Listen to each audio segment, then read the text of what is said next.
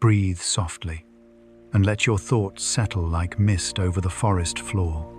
Tonight, we drift into the quiet world beneath our feet, a hidden kingdom that glows, breathes, and remembers.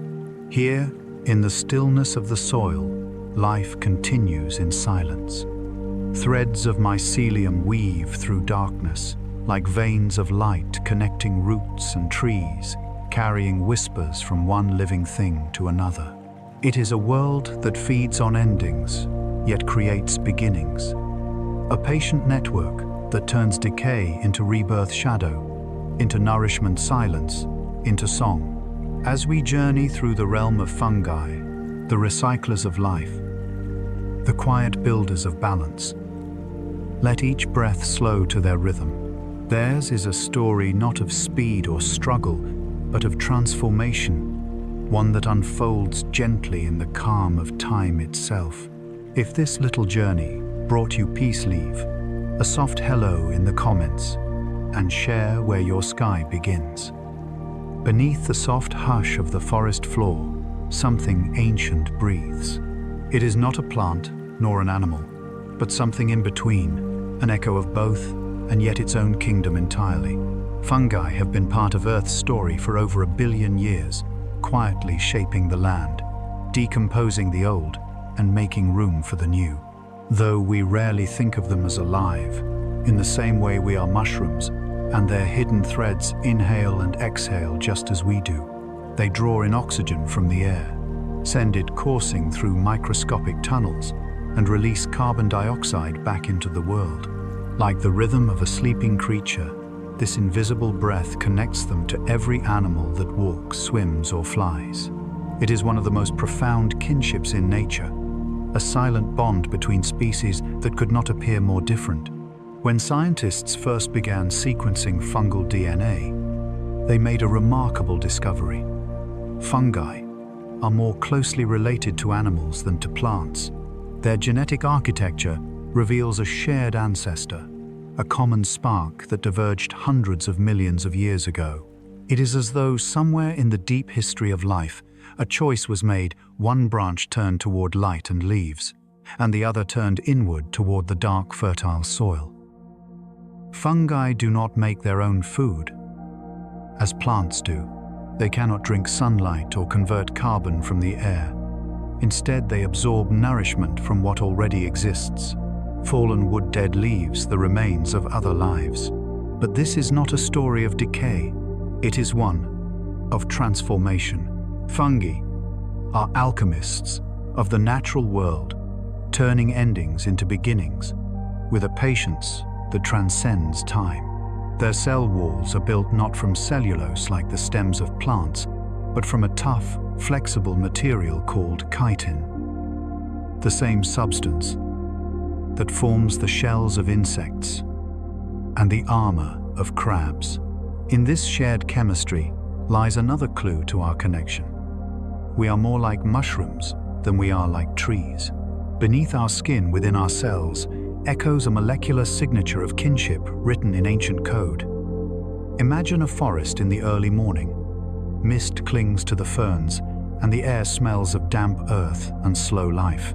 Beneath your feet, millions of microscopic filaments stretch and intertwine. Each thread is a hypha, delicate yet resilient, exploring the soil for food. Together, they form mycelium, the true body of the fungus, spreading in every direction like veins through the earth. When you see a mushroom sprouting from a log or a patch of grass, it is not the whole creature, only its brief expression. The fruiting body, the visible breath of something much larger beneath. It is like seeing a single wave rise from an unseen ocean. The real life lies hidden, pulsing quietly through the darkness. The beauty of fungi lies not only in their form, but in their philosophy, a lesson whispered through nature. They do not compete for sunlight or space. They simply move through what is already there, dissolving barriers and recycling the world's forgotten matter. They remind us that survival does not always mean conquest. Sometimes it means integration, the art of becoming part of something greater, Scientists studying fungal respiration have found that their metabolic rhythm changes with the world around them. When temperatures rise, they breathe faster. When the air cools, they slow down. In every breath, they adjust, adapting seamlessly to the pulse of their environment. In this adaptability lies their strength, a living model of resilience. In the quiet darkness of soil, oxygen levels can fluctuate drastically. Yet fungi continue their slow respiration, surviving in conditions where many other organisms would falter. Some species, like the yeast that ferments bread or beer, can even switch between breathing oxygen and thriving without it producing energy through fermentation instead. It is a kind of biological duality, the ability to live in both light and shadow. And that is what makes them extraordinary. They exist at the edge of boundaries between death and life, darkness and light, decay and renewal. They are not confined by the simple labels of biology, but flow between worlds, always adapting, always balancing. When you breathe in the scent of the forest, that sweet, earthy perfume after rain, you are inhaling their work. The compound responsible for that aroma, called geosmin, is produced by soil microbes, many of them working in partnership with fungi. It's the smell of life reawakening, of decomposition, turning into nourishment. In that scent, something ancient stirs, a reminder of where we came from and where we will one day return. It is humbling to realize that when we breathe, our lungs echo the same rhythm as the fungal threads beneath the ground. Each inhalation mirrors theirs. Each exhalation releases carbon dioxide that feeds the leaves above and the mycelium below. We are participants in the same invisible exchange, a global breath that binds every organism into one continuous cycle. Even the carbon in our bones has passed through fungi countless times before dissolved from ancient forests, consumed and reassembled into new forms. They are the quiet custodians of continuity, ensuring that nothing in nature is ever truly lost. If you were to magnify the threads of a single fungal cell, you would see a world of astonishing complexity, networks of nuclei fluid flowing through microscopic channels, walls, flexing and shifting as the organism grows. Each hypha extends at its tip, guided by chemical signals, exploring new terrain with the precision of a root and the intention of a traveler. The speed of this growth may surprise you. Some fungi can extend their hyphae by nearly 1/10 of an inch every minute, moving steadily through soil, wood, or even rock. They are explorers of matter itself, using enzymes to break down barriers molecule by molecule. Their patience is infinite, their purpose unhurried, and yet there is beauty in this slowness, a rhythm that mirrors the gentle unfolding of a life lived in awareness. Where we rush, fungi linger. Where we seek dominance, they seek harmony. Their way of living teaches us that power can be quiet, that growth can be unseen, that connection is stronger than isolation. In recent years, scientists have begun to map the fungal family tree more deeply, revealing tens of thousands of species known, and perhaps millions still undiscovered. From the yeast that gives us bread to the vast mats of mycorrhizal fungi that sustain forests, each plays a role in the intricate breathing of the planet. They link us through chemistry, through time, through air itself. In a way, fungi are mirrors of the Earth's own respiration. The soil breathes through them, taking in oxygen, exhaling carbon dioxide, maintaining balance. Without their presence, the carbon stored in fallen wood and leaves would remain locked away, and the planet's ecosystems would falter. They are the lungs of the forest, inhaling the past, exhaling the future. When you next walk among trees, listen closely, not with your ears but with your awareness. Beneath every step, lies a vast unseen world of breath and transformation. It is not silent, though it speaks without words. It is not still, though it moves without motion. It is alive, ancient, and endlessly patient. In that hidden world, the boundaries between you and it dissolve. The same air that fills your lungs passes through their filaments.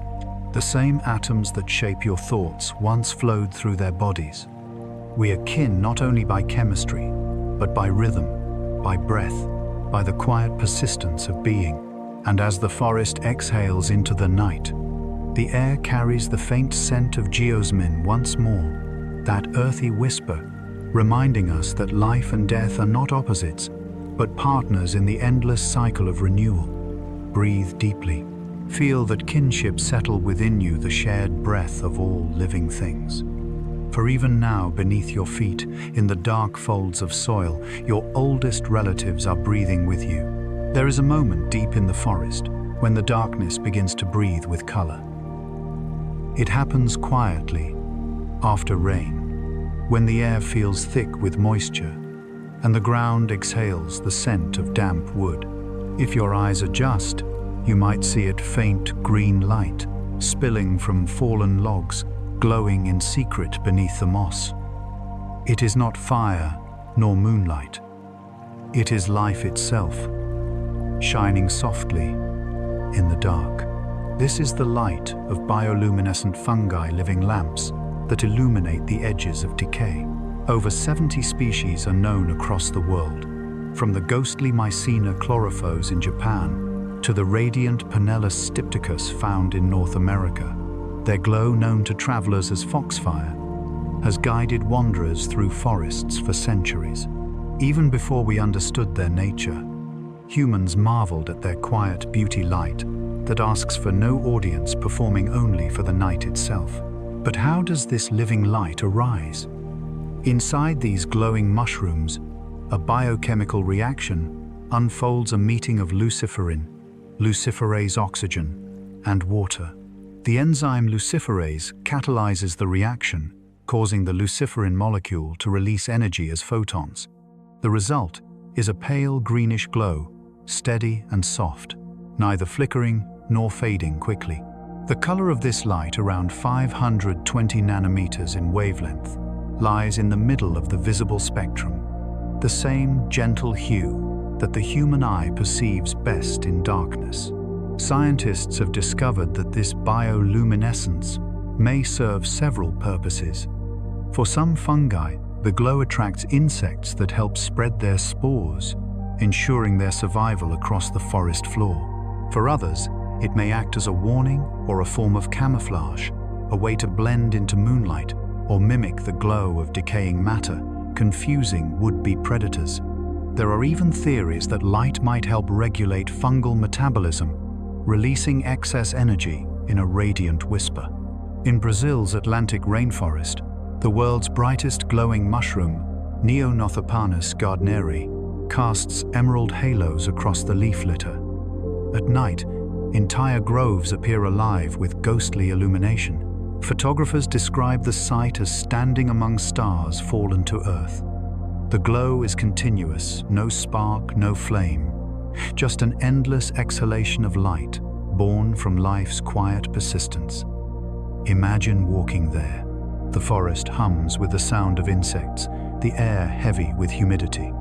Every fallen branch, every shadow seems to breathe with an inner pulse.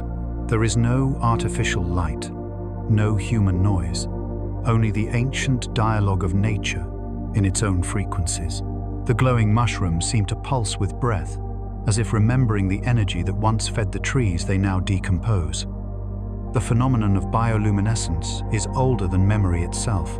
Long before humans tamed fire or named constellations, light was already being created in the deep by plankton in the sea, by beetles in the forest, by fungi under the soil. Each one follows the same basic principle: oxidation, releasing light instead of heat. It is energy expressed gently, elegantly, illumination without destruction. In this way, The fungi's light is almost philosophical. It reminds us that not all brightness needs to burn. Theirs is a patient luminescence, a slow unveiling rather than an explosion. In the dark, it feels like hope made visible. If we could see the glow of every microscopic reaction happening in the forest, the breathing of roots, the decomposition of leaves, the invisible exchanges of carbon and oxygen, the world would shimmer constantly. The darkness of night would become a map of unseen light. The glowing fungi give us a glimpse of that hidden illumination, like stars beneath our feet instead of above our heads. Some scientists have suggested that the glow might even help fungi orient themselves responding to day and night cycles through their light-producing chemistry. Others are exploring how bioluminescent genes might be used in medicine, helping us visualize cellular processes inside living organisms without harm. In a sense, these quiet mushrooms may one day allow us to see life from within, light revealing life's inner architecture. Yet beyond their scientific beauty lies something more emotional, the symbolism of light emerging from decay. Where most life flees from death, fungi embrace it, transforming loss into radiance. They take the energy stored in what once was and return it as gentle light. It is not resurrection, but renewal. The forest does not mourn its fallen trees. It celebrates them in this subtle glow. If you were to hold one of these glowing caps in your hand, you'd feel no warmth. The light gives no heat, consumes no air, and burns nothing. It is a light of patience, a perfect equilibrium between energy and peace. There is something deeply spiritual in that restraint. The world around us often equates light with power, but the forest reminds us that true illumination can also be tender, fleeting, and kind. The green light from these fungi carries through the forest like a sigh. It reflects on damp leaves, turns spiderwebs into strings of jade, and glows faintly on the undersides of snails crawling through the night. Everything seems to slow in its presence. Even the wind moves more gently. It is as if the forest itself is dreaming, bathed in the calm breath of its own decomposition. In the Appalachian forests of the United States, people once told stories of foxfire spirits, mischievous lights, said to lead wanderers astray. In truth, what they followed was the soft glow of armillaria, or Omphalotus fungi, feeding on fallen wood. These old legends remind us that wonder often begins with misunderstanding, that fear can dissolve into beauty when we learn to see clearly. Under a microscope, the glow is mesmerizing. Each cell shines at its edge, flickering faintly like tiny lanterns in motion.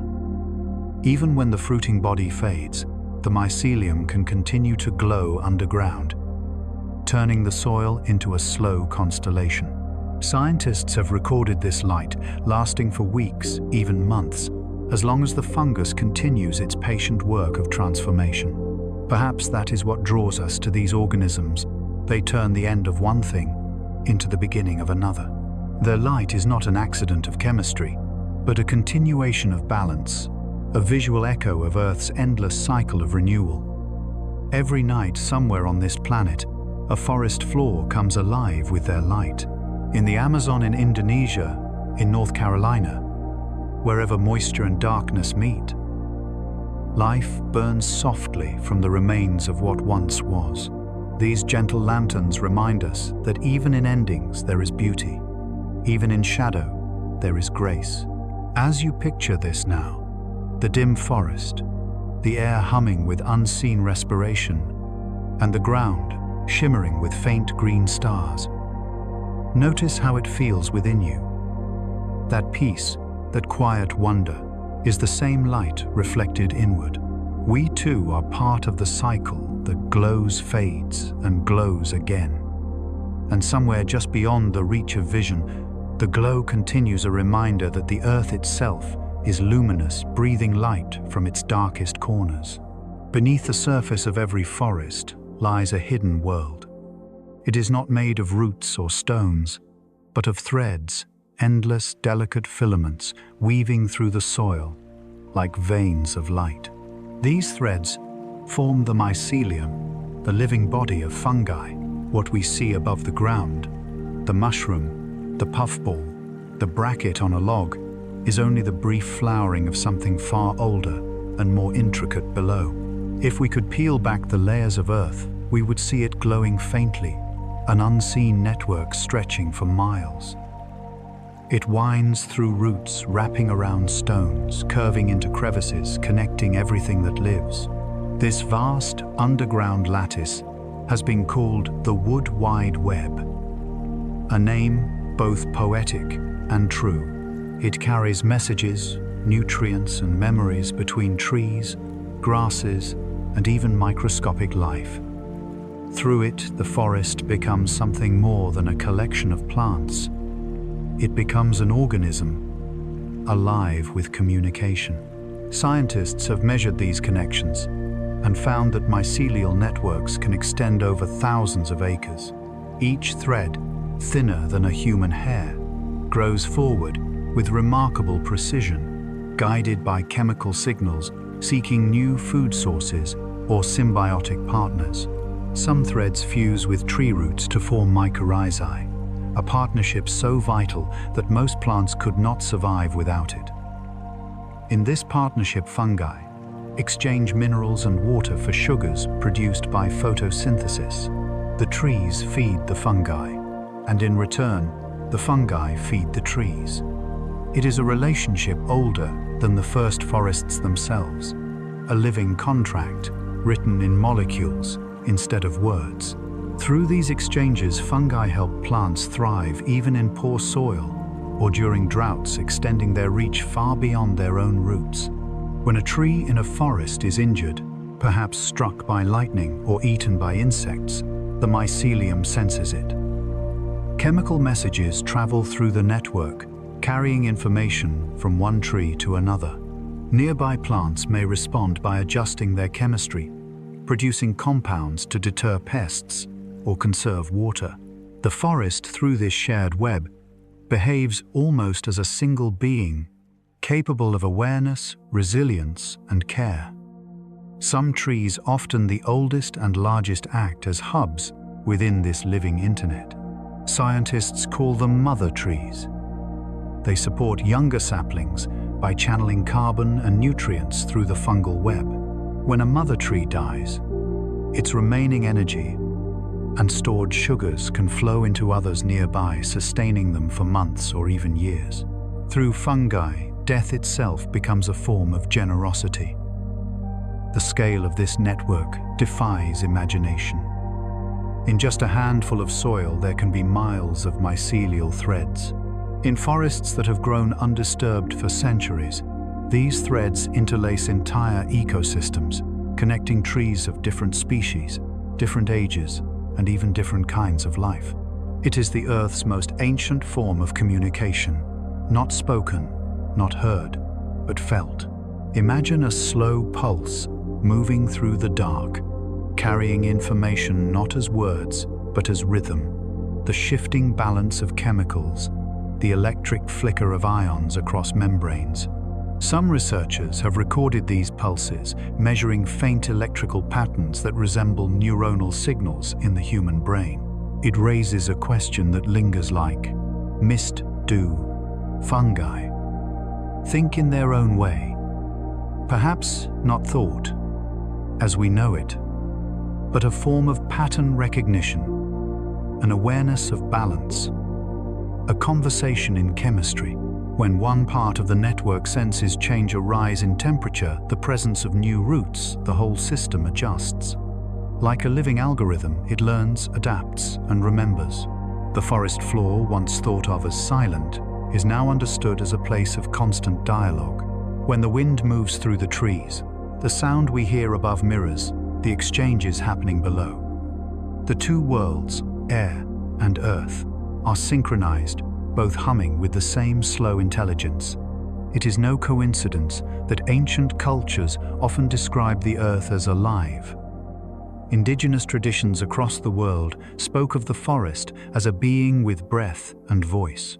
Long before the language of microbiology, people understood intuitively that nature communicates through hidden means, that the roots beneath our feet are not separate, but interwoven part of a grander conversation. Every fallen leaf, every decaying branch that fungi consume becomes part of that story.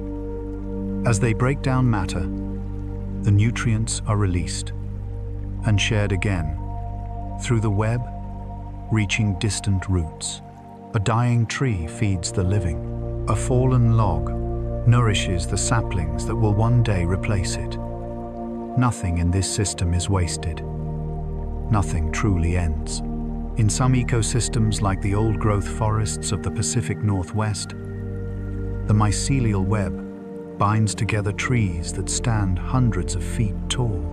Even species that compete for sunlight above cooperate below, sharing resources through fungi. A cedar may assist a fir may feed a maple. Each gives and takes as the balance requires. This is not harmony in a romantic sense, but an ecological necessity, a dynamic equilibrium sustained by countless unseen threads. When researchers map these networks using dyes and isotopes, the images resemble galaxies, swirling filaments, nodal hubs, bright intersections of exchange. The architecture of life mirrors the structure of the cosmos. From the microscopic to the cosmic, nature repeats its designs. It is as though the universe has written the same equation into every scale of existence connection. There is something profoundly humbling in that. We often think of intelligence as something confined to brains, but here in the soil lies a vast and ancient intelligence that needs no center. It does not speak or plan, yet it creates balance. It does not move quickly, yet it endures through ages. Fungal networks are also remarkably resilient. When fire sweeps through a forest, burning the trees above, much of the mycelium survives below, waiting in the cool darkness until rain returns. When new seeds sprout, the fungi awaken again, ready to begin the slow dance of exchange anew.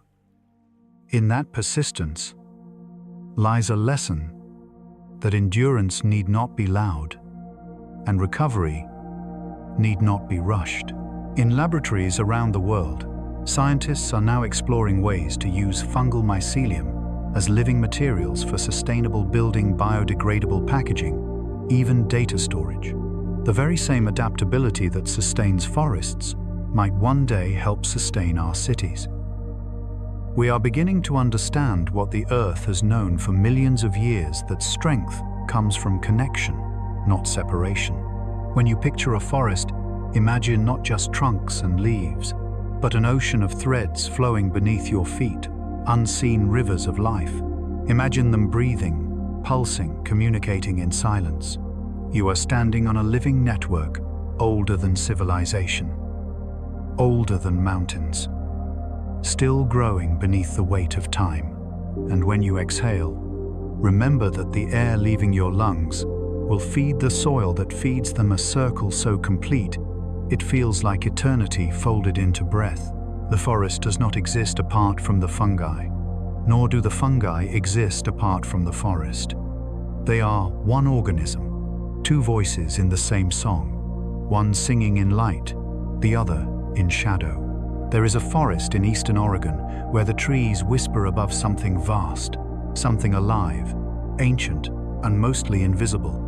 Beneath the pine needles and moss hidden in the cool loam of the Blue Mountains lies one of the largest living organisms on Earth, a single fungus known as Armillaria ostoi. At first glance, it looks like any other woodland. Sturdy trunks rise toward the sky. Branches sway. Light filters through the needles.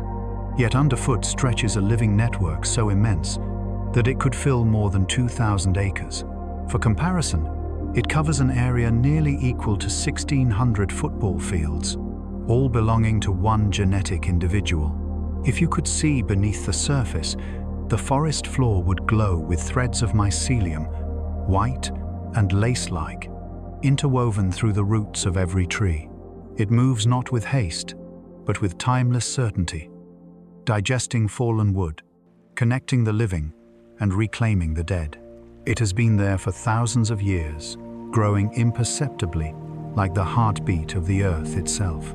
Some scientists estimate this particular colony may be more than 8,000 years old, already ancient when the first stones of the Egyptian pyramids were set in place. Every autumn, for a few brief weeks, the hidden organism reveals its presence in the form of honey-colored mushrooms that sprout in clusters around tree trunks and stumps. To the untrained eye, they seem ordinary, small, harmless, almost decorative. But these humble caps are only the fruiting bodies of something unimaginably vast. The way an apple is only the fruit of a tree, beneath them lies the real being, silent and immeasurable. Scientists first discovered the true scale of this giant by accident. In the early 1990s, forestry researchers studying tree die-offs took DNA samples from mushrooms scattered across several square miles of forest. They expected to find multiple species, or at least multiple individuals. Instead, every sample revealed the same genetic signature. It was not many, it was one organism spanning miles, growing quietly beneath their boots, holding the forest together while also taking from it. Armillaria ostoii is what biologists call a parasitic saprotroph. That means it feeds both on dead material and at times on living trees. Its underground filaments, called rhizomorphs, penetrate roots and spread between them, siphoning nutrients. But even this relationship is not purely destructive. The death of one tree opens space for others. Decay enriches the soil. The cycle continues, balance maintained through quiet transformation. In a sense, this massive organism is both destroyer and creator, recycler and sustainer. Its role mirrors the pattern of life itself, every ending folded neatly into a beginning. If you could walk the boundaries of this hidden being, it would take you hours, perhaps a full day. You would move through stands of pine and fir, over streams and stones, and never once leave the body of the same creature. It has no eyes, no voice, no heartbeat. Yet, it feels the entire forest through its filaments, sensing moisture, temperature, and the chemistry of life above. To stand there is to feel something humbling, even sacred. Every breath of wind, every sound of rustling branches seems to belong to a pulse older than humanity itself. It is a reminder that not all greatness is visible, and not all life moves quickly. For centuries, we have measured the size of life by what we can see: towering redwoods, whales, mountain ranges. But beneath those measurements lies another scale, entirely one that moves too slowly for our eyes, too subtly for our instruments. In that silent underworld, this giant lives and endures, teaching us that patience can be as powerful as force. The soil it inhabits is cool, shaded by years of fallen pine needles. Its filaments shine faintly when exposed, pearly white against the dark earth. They travel upward through dead wood, illuminating the hidden architecture of decay. When researchers examine them under ultraviolet light, they glow softly, almost as if breathing. The organism seems to exude an aura of quiet purpose, neither menacing nor benign, but profoundly balanced. Nearby trees live and die according to its rhythm. The fungus does not rush. It claims only what is ready to return. A tree weakened by age or drought slowly yields, feeding the giant beneath. In turn, the nutrients are released again into the soil, feeding seedlings and wildflowers, moss and fern. Death becomes nourishment, and the cycle remains unbroken. To imagine such longevity is to step outside the scale of human time. A single human life passes like a blink to this organism. Civilizations rise and crumble, while it continues to spread its threads, indifferent to the noise above. The forest around it changes. Fires come and go. Rains shift. Animals migrate. Yet the mycelium endures, quietly rewriting the fabric of the land. If we could compress its millennia into a single day, its growth would appear like the slow unfurling of a galaxy spiraling through the earth instead of the sky. The patterns would look eerily familiar: loops, clusters, and radiating lines, a cosmic map drawn in soil. The same geometry that governs stars appears in the expansion of mycelium. It is nature's recurring language, repeating across every scale. And in that recognition comes a kind of peace, because even in the vastness of this fungal giant, there is no dominance, no greed, only balance. It consumes, but it also gives. It takes, but it restores. It has no awareness of morality, yet it sustains harmony simply by existing according to its nature. Standing in that Oregon forest, it's easy to forget that what you are seeing, pine trees, sunlight, moss, is only the surface.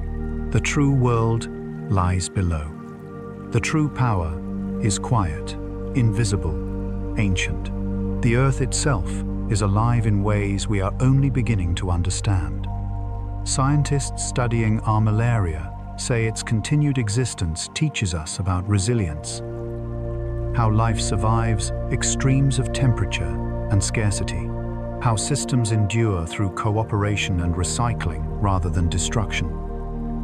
It is in many ways a symbol of the planet's own patience, a testament to life's capacity to persist long after everything familiar has changed. At night, when the forest falls silent, the air feels thicker here. The soil seems to breathe. It is as though the land itself is aware, holding a kind of stillness that commands respect. You might imagine just beneath your feet, the giant listening, not with ears but with presence, sensing the slow dance of water and root of growth and decay. If you close your eyes, you can almost feel the connection, the same link between you and this ancient organism that binds all living things. We share the same atoms, the same air, the same cycles of transformation. In a way, this giant is part of you, and you are part of it. Every breath you take, every meal you eat, depends on the hidden chemistry of its kind. The forest you walk through is not a place of trees, but a single continuous body of life, a vast system breathing through its smallest parts. When you exhale, the carbon dioxide enters the soil, feeding roots, feeding fungi, feeding the same organism that has been breathing this air for thousands of years. In return, oxygen rises through the leaves, and the circle continues. We are not separate from it. We are the air it breathes, the life it nourishes, the brief flash above its timeless dark.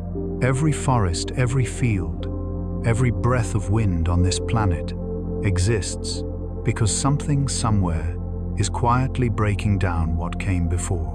This is the true labor of fungi, to decompose, transform, and rebuild the earth from its own discarded matter. They are not merely cleaners of decay, they are the architects of renewal. Where other life forms flourish in light, fungi thrive in endings, turning the forgotten and the fallen into the foundations of the future. When a tree collapses in the woods, its story is not over.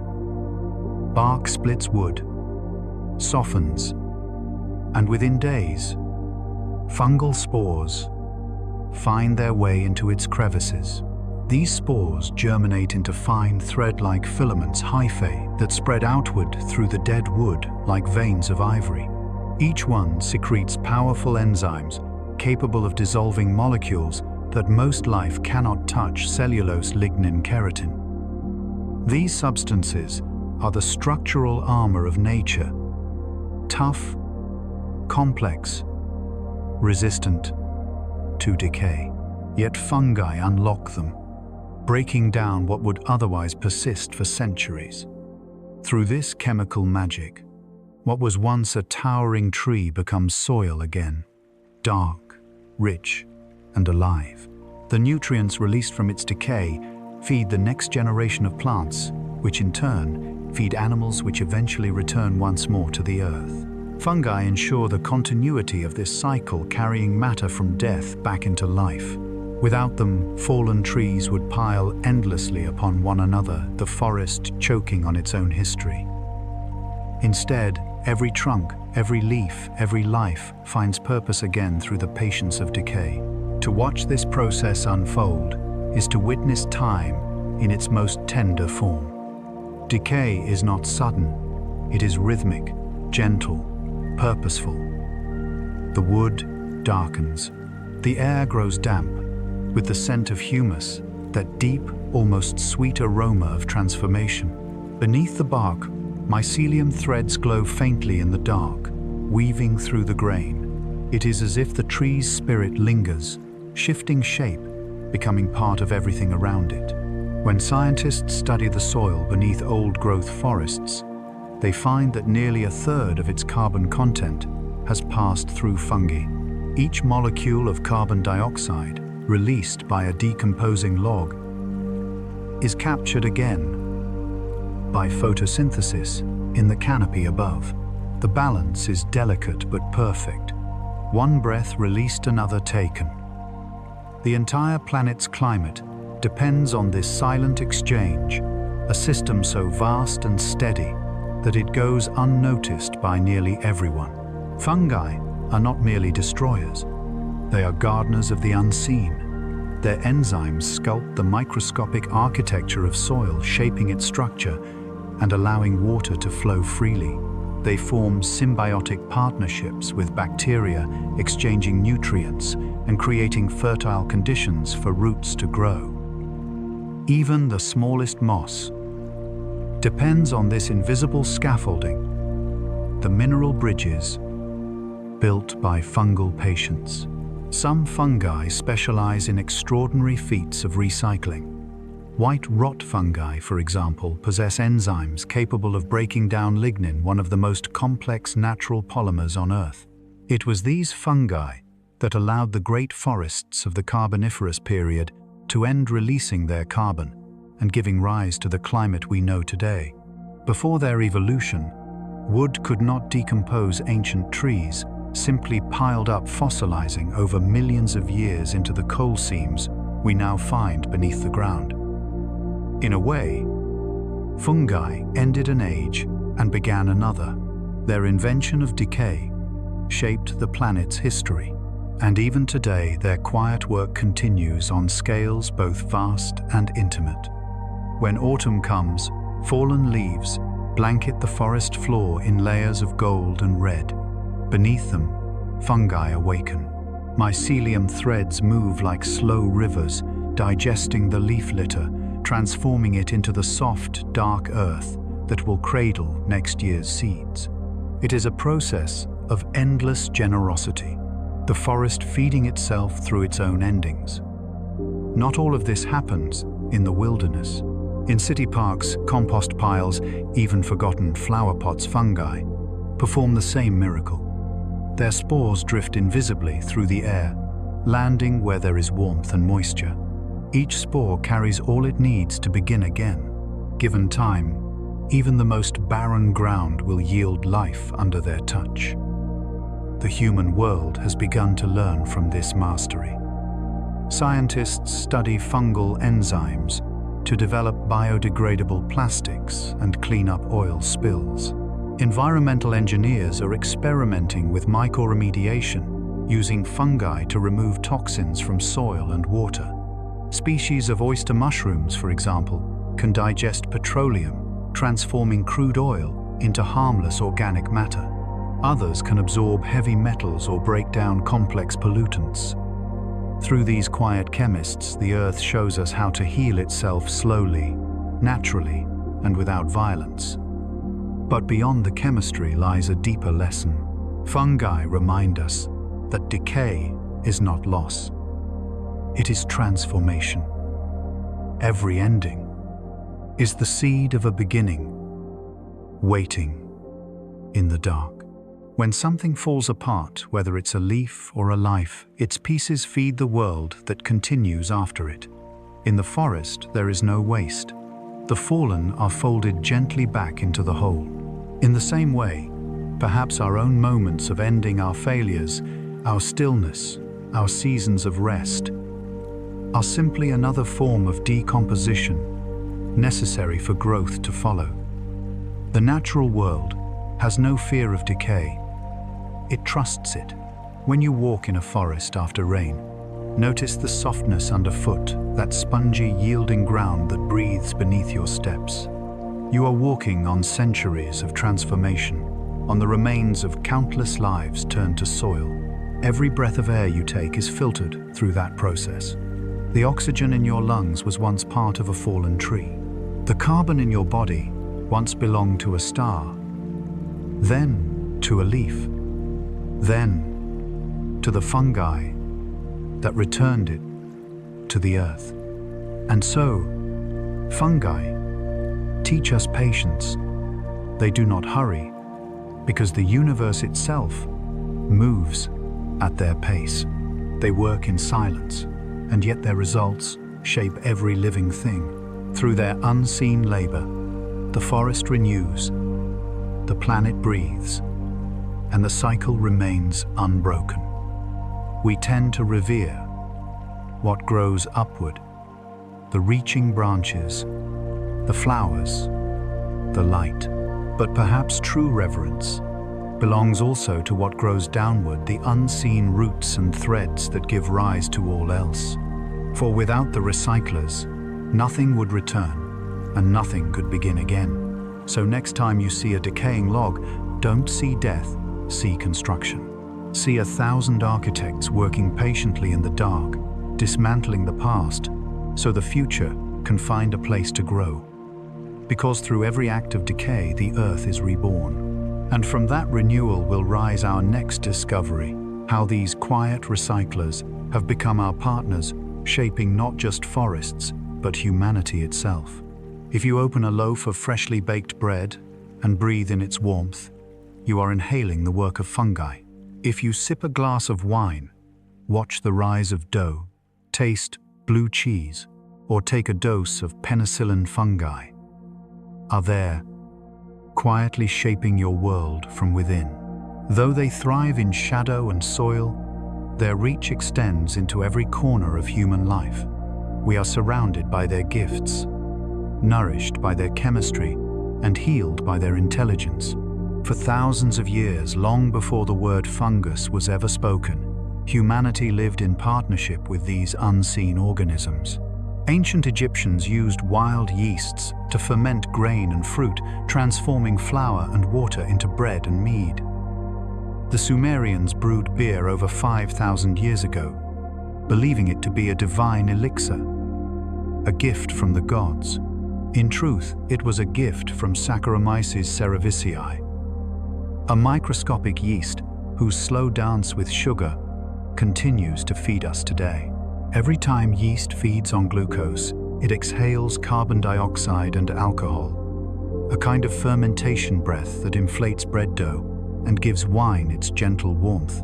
The same process that lifts our loaves also shaped our civilization. Without fermentation, there would be no agriculture as we know it, no stored grain, no communal feasting, no culture built on shared meals.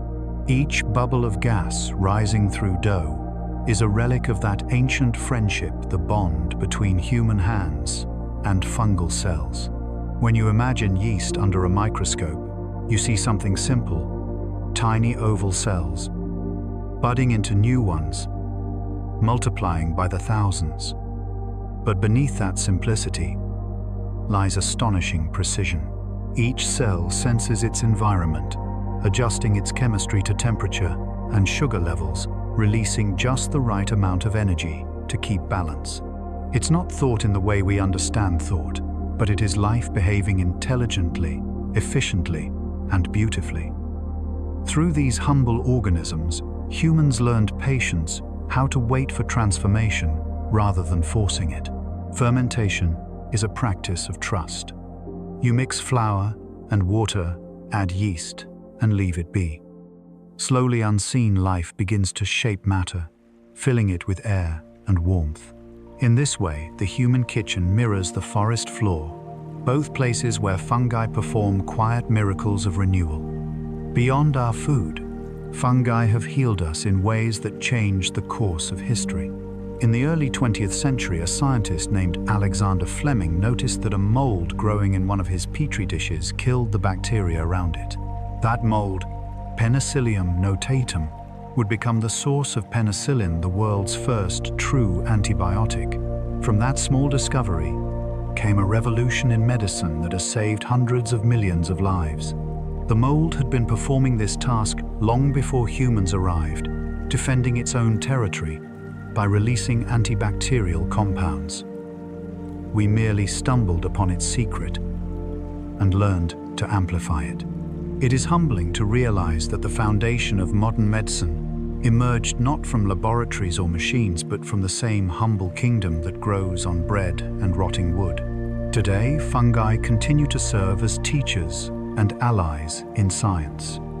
Biologists study their enzymes to develop new medicines and understand the human immune system. Fungal compounds are being investigated for their potential in cancer treatment, antiviral drugs, and even neurological research.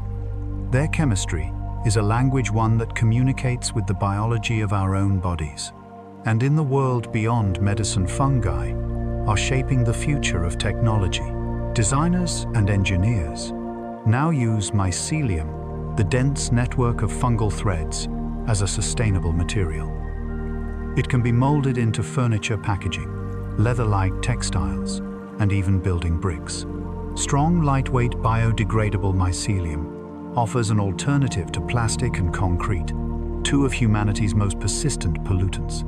In 2021, NASA scientists even experimented with mycelium-based habitats that could grow themselves on Mars. The same organism that decomposes fallen logs might one day help us build new homes on another world. Even our waste can find redemption in their chemistry. Mycorrhidiation, the process of using fungi to detoxify polluted environments, has become a field of growing importance. Species like Pleuratus, Ostreatus, the oyster mushroom, can digest oil and chemical waste, breaking down compounds too stubborn for any machine. Others can filter heavy metals clean, contaminated soil, and restore balance to ecosystems scarred by human activity. It is not an exaggeration to say that fungi may hold the key to healing the earth we have damaged. In every one of these roles, baker, healer, recycler, builder, fungi embody transformation. They take what is raw, broken, or decayed and reshape it into something nourishing and new. Their work echoes the deeper rhythms of existence: destruction turning into creation, silence turning into life. Think again of that loaf of bread cooling on your table. The yeast that raised it has already died, but its work remains invisible: threads of flavor, air, and sustenance. The same cycle plays out in every field and forest. Life gives itself to life endlessly without complaint. When you look closely, it becomes clear that humanity and fungi are not separate. We are collaborators in the art of transformation, co-creators of balance. We give them shelter, warmth, and material to grow. They give us nourishment, medicine, and meaning. Every culture on Earth, from Japan's koji fermented miso to Europe's aged cheeses, from South America's chicha beer to the simple loaf of bread, carries this shared lineage. The relationship is not one of dominance, but of communion. In an age of concrete and circuitry, it is easy to forget that the very foundations of our comfort, warmth, food, healing come from this quiet kingdom beneath us. Even our most advanced technologies still borrow their patterns from nature's designs, networks that learn materials that grow systems that recycle. All of them trace back in some way to the logic of the mycelium. Perhaps that is why working with fungi feels sacred even today. It reminds us that life's greatest achievements are not built from force, but from collaboration. It reminds us that progress does not mean separation from nature. It means deeper partnership with it. And so, as humanity looks toward the stars, it carries with it the wisdom of these ancient companions, the teachers of patience, the healers of wounds, the quiet builders of everything we stand upon. They are, in the truest sense, our partners. Not in servitude, but in harmony. We rise together from the same soil, breathe the same air, and depend on the same cycles of renewal. And somewhere in the silence of that partnership lies a question. If fungi can thrive beyond Earth, might their ancient patience teach us to dream of other worlds as well? A dream of life beyond our own, born again from the same humble spores. In the quiet of a laboratory, far from forests and fields, a spore waits. It is smaller than a grain of dust, sealed against vacuum, radiation, and cold. It could have fallen from the sky, or drifted across oceans, unchanged, for centuries.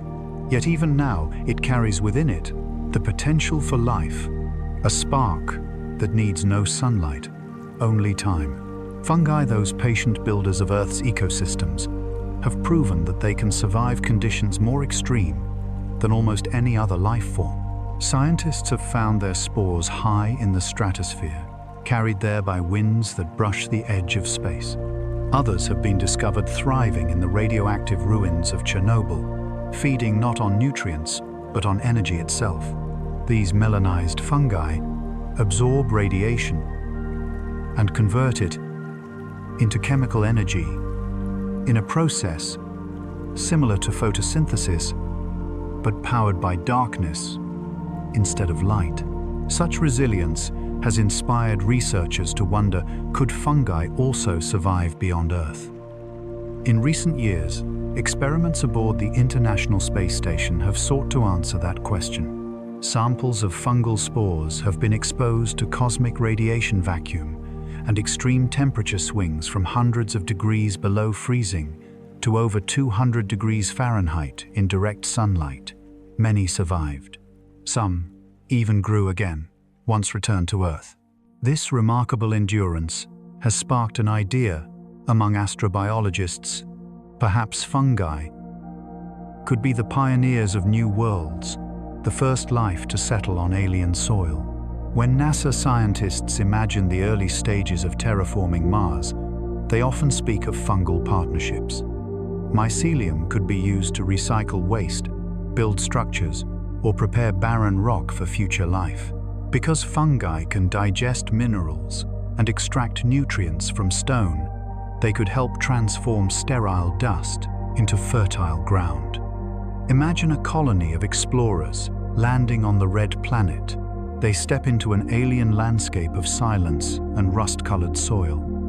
Instead of constructing habitats from metal and glass, they grow them mycelial structures seeded from Earth, expanding like living architecture.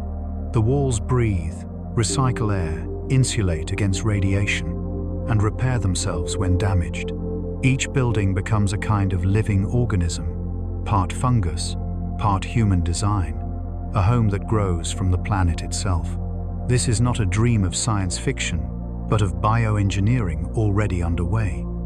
At NASA's Ames Research Center and Stanford University researchers are developing mycotecture, the art of building with fungi. By drying and treating mycelial structures, they can create materials stronger than concrete and lighter than foam. One day, astronauts may carry fungal spores instead of bricks, using them to grow their shelters upon arrival. In a deeper sense, though, the question is not only whether fungi can survive on Mars, it's whether they could begin something there. Could they awaken a dead world, as they once awakened this one? When Earth was young, its surface was bare rock and volcanic ash. It was fungi that first colonized that desolation. breaking stone into soil, paving the way for plants to grow. The same patient chemistry that softened ancient Earth could one day work its quiet alchemy on another planet. There is poetry in the thought that life might begin again through decay, not creation. That the same processes that dismantled death on Earth could build life elsewhere. Even in the coldest, loneliest places, the fungal kingdom could write its slow signature, dissolving rock, breathing carbon dioxide, exhaling oxygen, reshaping a world, one molecule at a time. Scientists have already sent fungal spores aboard satellites, leaving them exposed to the raw environment of space. When retrieved months later, many still lived. Their thick cell walls and protective pigments shielded them from ultraviolet radiation. It was as if they remembered how to sleep through eternity. This ability to endure, to pause life and resume it later, is called cryptobiosis, a kind of suspended animation. It allows fungal spores to survive for years, even centuries, without water or air. Some fossilized spores, found in amber over 30 million years old, have been revived in laboratories, returning to life after an epoch of silence. That persistence, that quiet refusal to end, suggests that if life ever traveled between planets, fungi could have been its vessel. This idea, known as panspermia, proposes that microscopic life can migrate through space, riding on meteorites or drifting as dust between stars. Though unproven, it reminds us that life may not be confined to one world or one moment. Perhaps the same spores that form rings in our forests could also lie hidden beneath the red dust of Mars or the icy crust of Europa. In 2019, researchers sent a species called Cladosporium sphaerospermum to the International Space Station. When exposed to radiation, it not only survived, it grew thicker and darker, using its melanin to absorb energy and shield itself. It became a living radiation barrier, self-repairing and self-sustaining. If we ever build colonies beyond Earth, perhaps the walls themselves will be alive, growing from fungi that protect their human inhabitants like a second skin. The more we study these organisms, the more they seem to mirror the universe itself, adaptable, infinite, and cyclical. They dissolve matter, reshape it, and give it new form, just as stars collapse into dust that becomes new stars. Fungi and galaxies share the same fundamental truth: creation and destruction are not opposites, but phases of the same eternal rhythm. When astronauts look down from orbit, they sometimes describe the Earth as a living cell. Blue oceans, pulsing clouds, drifting like breath forests, glowing with chlorophyll. What they cannot see is that beneath those forests, fungi are the neurons of that cell, transmitting energy balancing systems, maintaining homeostasis. It is as though the planet itself thinks through them.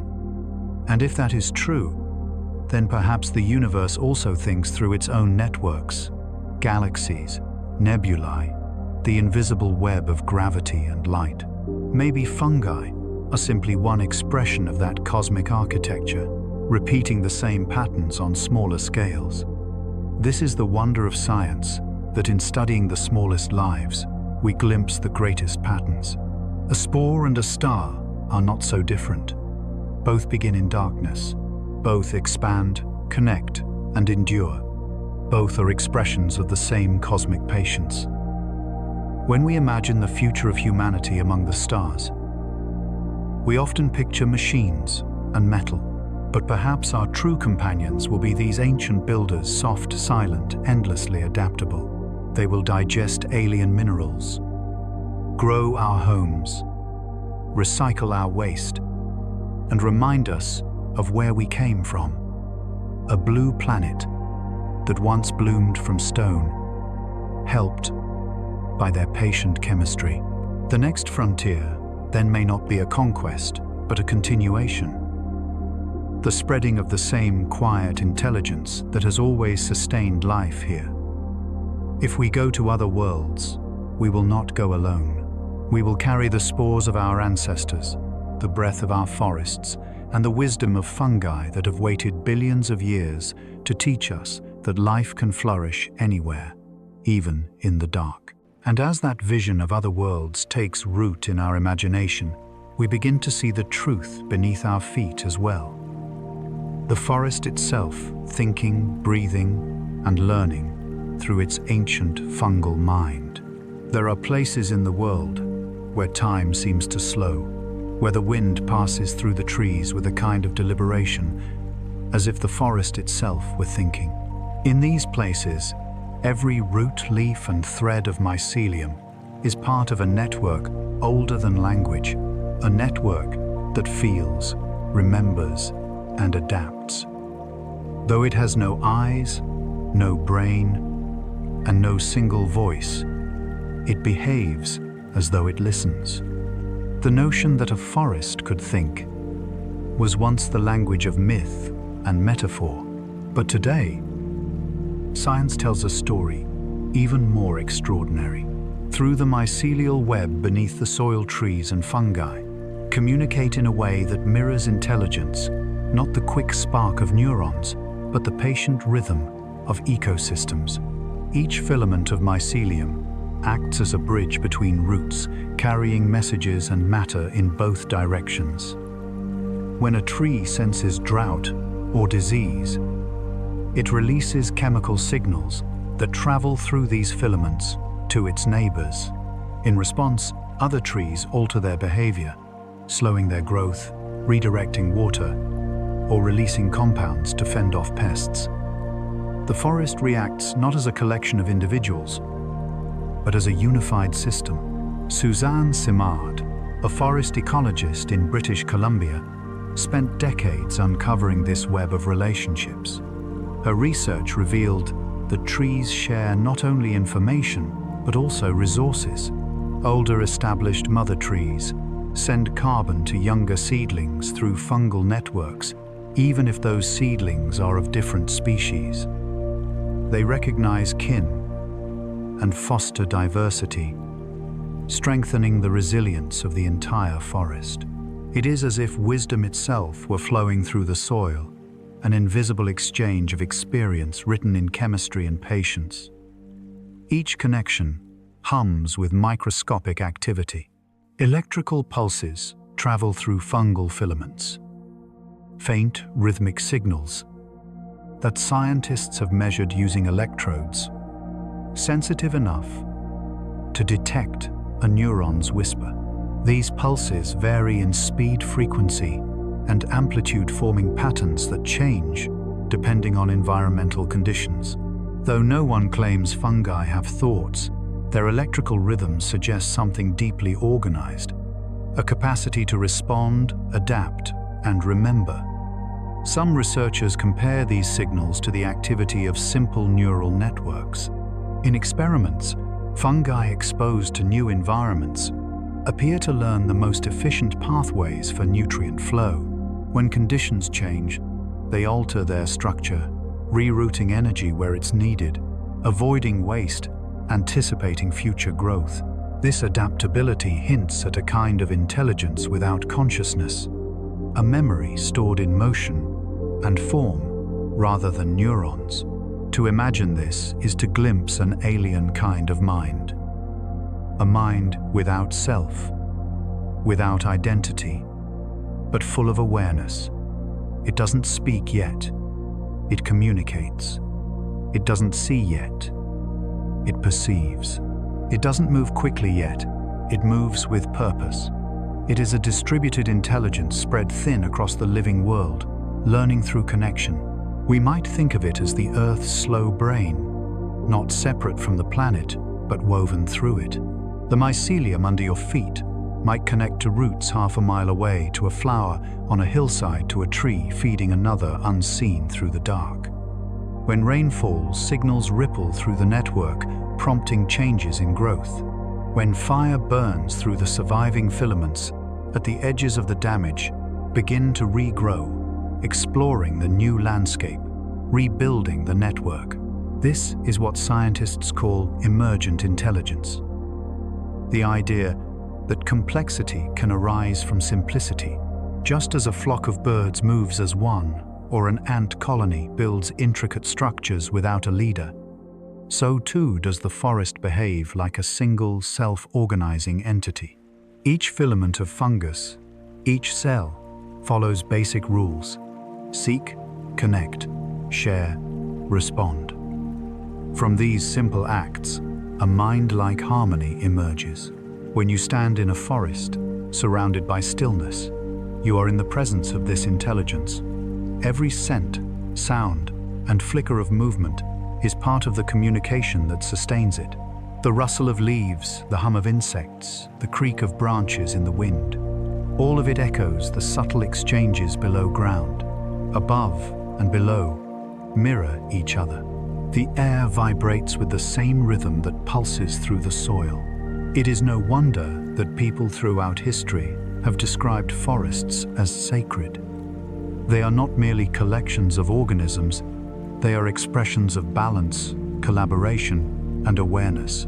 In the slow language of nature, they embody what humanity often forgets: that intelligence can exist in stillness, and connection can thrive in silence. In recent years, artists and scientists alike have begun translating fungal electrical patterns into sound. When played through speakers, these signals form haunting melodic pulses like a living symphony composed by the earth itself.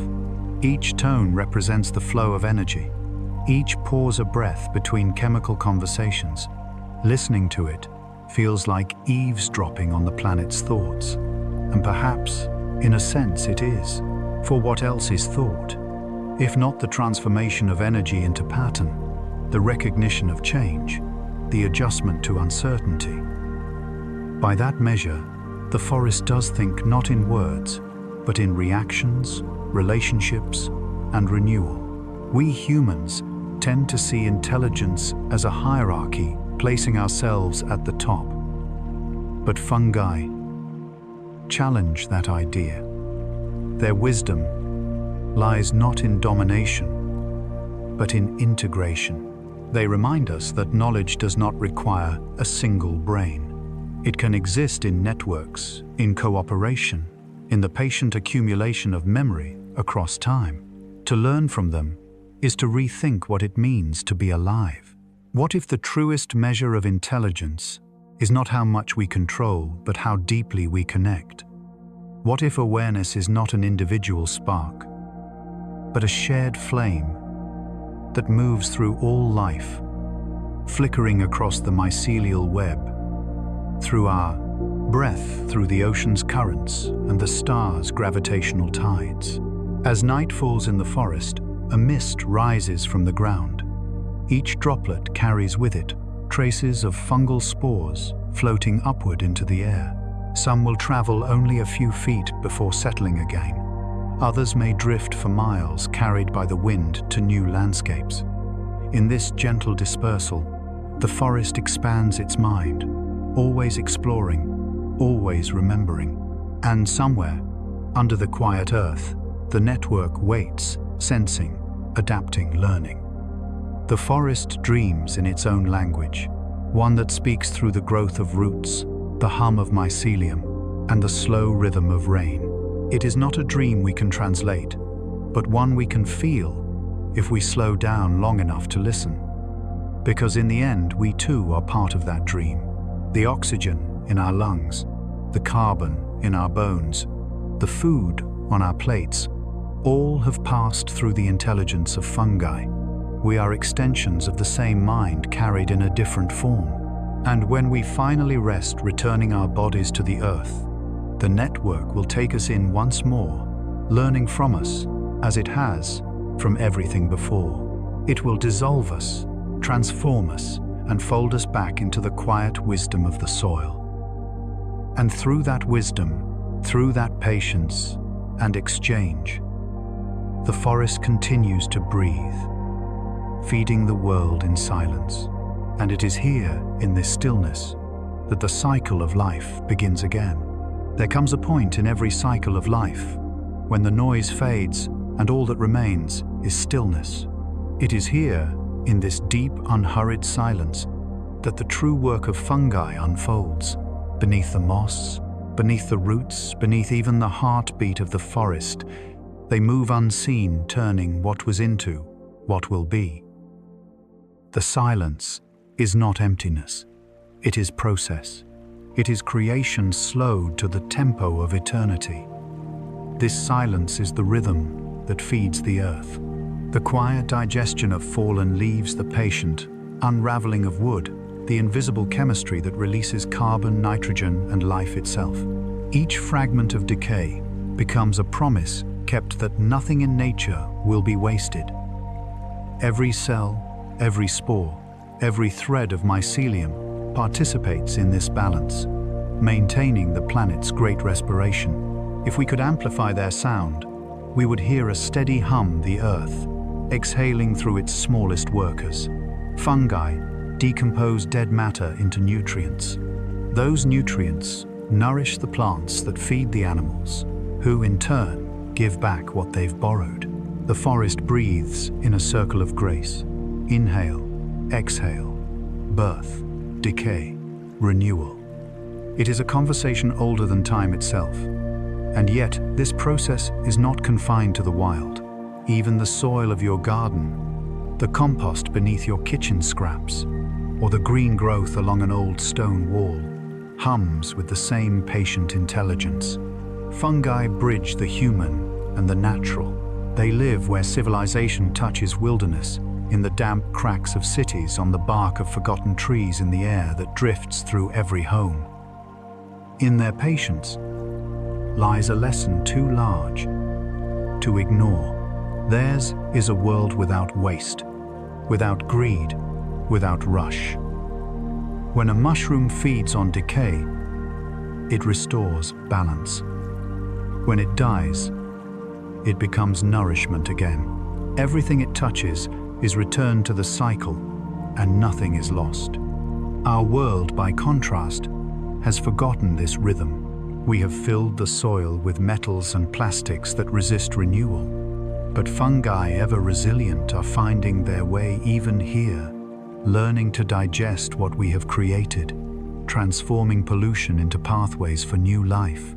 Scientists have discovered fungi that can consume polyurethane and even some forms of plastic. Others are being trained to filter heavy metals from rivers or clean oil spills from coastlines. It seems there is no boundary to their mercy. Imagine the quiet heroism of these billions of microscopic beings, repairing the world without ever being seen, without ever needing praise. While we sleep, they are at work. While we despair at loss, they are already rebuilding. The future depends not on conquest, but on this kind of patience, on the silent persistence of life that never gives up its purpose. The silence of fungi is not absence, but fullness. Every molecule they break down, every nutrient they return, carries the memory of what it once was. A leaf becomes soil. Soil becomes root. Root becomes tree. Tree becomes shelter, food, breath, and then once again decay. In this continuous loop, death is not an ending, but an act of generosity. It is comforting to realize that the air you breathe now contains atoms that once belonged to ancient forests. The carbon in your bones may have flowed through a mushroom 1,000 years ago. The calcium in your teeth may have drifted through the ocean, then returned to land through coral and spore. The boundary between living and dead is not a wall, but a breath. When rain falls and the forest drinks, the water seeps downward, carrying with it the remains of everything that has lived before. The mycelium absorbs that flow, turning it once more into growth. Beneath your feet, 1 billion transformations are happening, each second, each as quiet as a sigh. It is a living cathedral of chemistry, and its prayers are molecules. At night, in the stillness after a storm, you can feel this more clearly. the forest smells alive, that rich, earthy scent of decay and renewal intertwined. It is geosmin, the same compound that signals the presence of fungi and bacteria at work. To inhale, it is to breathe the memory of countless generations. It is, in a sense, to inhale time. And if you listen closely, not with your ears, but with the space between your thoughts, you can almost sense the pulse of that hidden labor. The soil is warm beneath the cool air. The trees above stand still, their roots whispering to the mycelium below. All of it bound together by the silence that feeds the world. Even now, scientists are beginning to understand just how essential this process is. Without fungi, the global carbon cycle would collapse. The planet's surface would be buried under layers of undecomposed material, trapping the nutrients that sustain all ecosystems. The balance of the atmosphere, the very breathability of air, depends on these invisible workers. In their silence, the earth finds equilibrium. Perhaps that is why spending time in the forest feels healing. We are surrounded by processes that ask for nothing and give everything. The fungi beneath our feet are dismantling the past so gently, so gracefully, that it becomes beauty again. It's as if the ground itself forgives constantly, continuously. In this forgiveness lies wisdom, the kind that transcends our noisy world. It tells us that life's strength is not in resistance but in surrender. That to give back is not to lose but to return. That peace does not come from stillness alone, but from the willingness to become part of something larger, quieter, and eternal. And so, the silence of fungi becomes the silence of the earth itself, the great breath of renewal that moves through everything. You can hear it if you sit still long enough, a slow, steady heartbeat beneath the soil, older than the first seed, softer than the smallest sound. Let that silence settle within you. Let it remind you that nothing truly ends, that even in stillness there is motion, even in darkness there is transformation, even in death there is life waiting to bloom. And as this silence deepens, as the soil exhales its quiet breath, we are reminded that from it all, from decay, from patience, from stillness, the earth finds its voice again, and it whispers gratitude. Now, as the journey through this hidden kingdom draws to a close, we return to stillness. The forest quiets.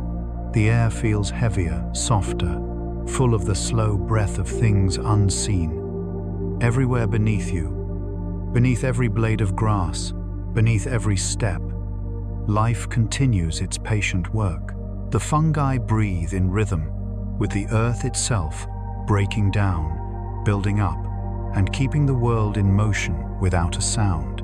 It is humbling to realize that while we measure time in moments and memories, fungi measure it in centuries, in the rising and falling of forests, in the slow alchemy of stone turning to soil. Their patience is older than civilization, older than the mountains, older than the language with which we try to describe them. And yet, their wisdom is simple. Nothing is wasted, nothing is lost. Everything returns. The mycelial networks beneath our feet are more than systems of survival. They are the architecture of balance. They remind us that every act of life is also an act of sharing, every breath part of a greater exchange. The oxygen we inhale comes from the photosynthesis of trees, and the carbon we exhale feeds the fungi that nurture their roots. Even now, as you breathe, you are participating in the same cycle that has sustained this planet for billions of years.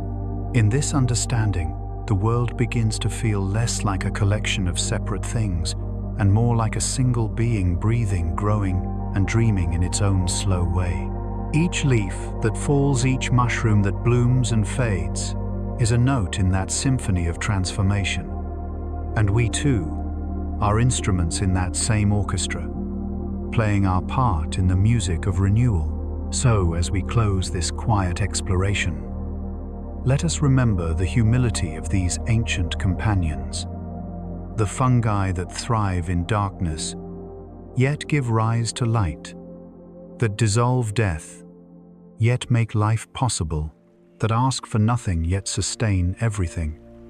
They are the keepers of patience, the steady heart of the planet. They show us that true strength lies in softness, that creation begins in surrender, and that wisdom speaks not in words but in rhythm. If the earth could whisper, it would sound like this: be still, trust the cycle. All that you are, all that you lose, all that you become, it returns to me, and through me it becomes life again. So breathe deeply. Feel that truth settle inside you. The same atoms that once drifted in starlight now move within your lungs. The same minerals that nourished ancient forests now flow through your veins. You are not apart from this world. You are its continuation. And when your thoughts wander to the vastness of time, remember this: even in silence, the universe continues its patient work. Stars collapse, planets form, spores drift through the air. And through it all, life renews itself endlessly. There is no rush, no waste, no ending, only transformation. Let that be your comfort. As the world grows quiet around you, that you belong to this infinite patience, to this earth that never stops breathing. Thank you for joining this gentle journey into the unseen, for walking through forests of light and shadow, through decay and rebirth. May your dreams be soft, your thoughts light, and your breath in harmony with the rhythm of the soil. And now, as the universe settles once more into quiet balance, may your thoughts drift gently among the stars. And now, as the forest exhales and the air grows still again, we return to the quiet from which we came. Beneath the soil, the mycelium continues its endless work, weaving, dissolving, and rebuilding the world molecule by molecule. What once fell now rises again. What once ended becomes a beginning. In the hush between heartbeats, you can almost feel it, the slow pulse of life, renewing itself, unseen but constant. Let that rhythm carry you tonight. The breath of the earth, the patience of the fungi, the endless circle that keeps us all alive. Remember that even in stillness, everything moves. Even in darkness, everything glows. So rest now knowing you belong to that same balance, part of the great breathing cycle of renewal. And if you enjoy quiet journeys like this, feel free to stay a while. Let curiosity guide your dreams and drift once more among the stars.